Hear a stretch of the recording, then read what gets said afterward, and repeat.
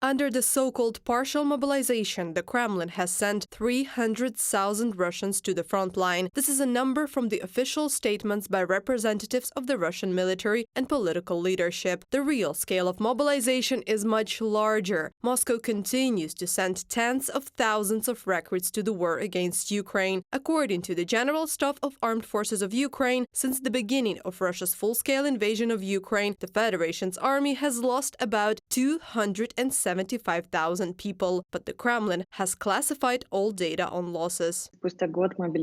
After a year of mobilization, we still don't know the number of losses among the mobilized, and apparently it is unprofitable for the regions to report on such large losses, so we can only estimate it. And for example, according to the open data, like obituaries of close relatives, reports of regional officials, we know about 3,000 dead, but you have to understand that this number is very much underestimated.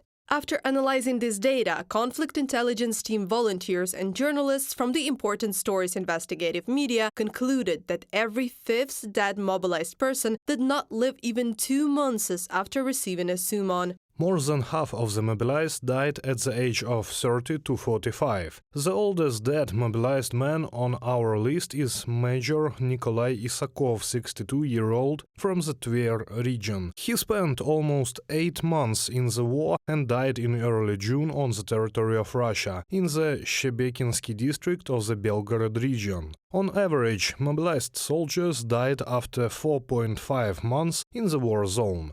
From a publication in the Telegram channel Important Stories.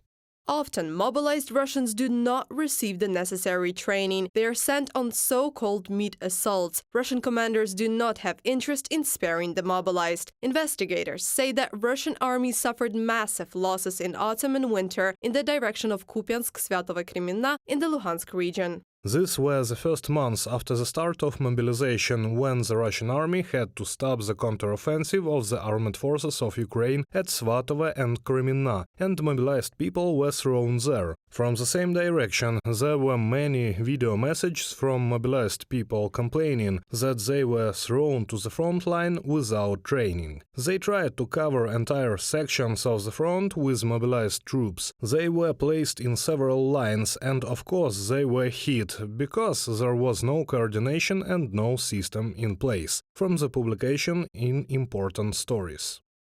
The largest number of funerals happens in Sverdlovsk region and Buryatia.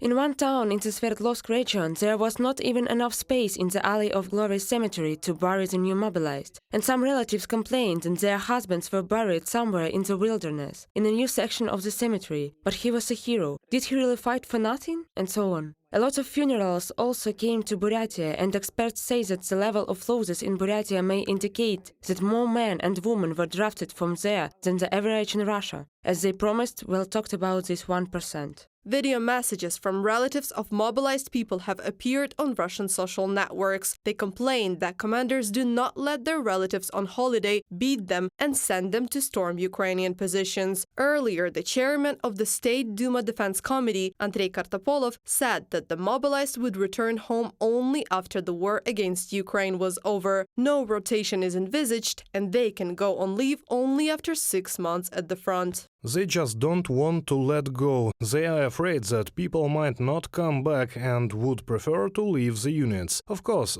there is criminal liability for servicemen for unauthorized abandonment of the unit, but I think it is assumed that criminal liability is not as terrible as the situation when people stay in a place where they are threatened with death. Artem Klyga, lawyer, in an interview with Current Time.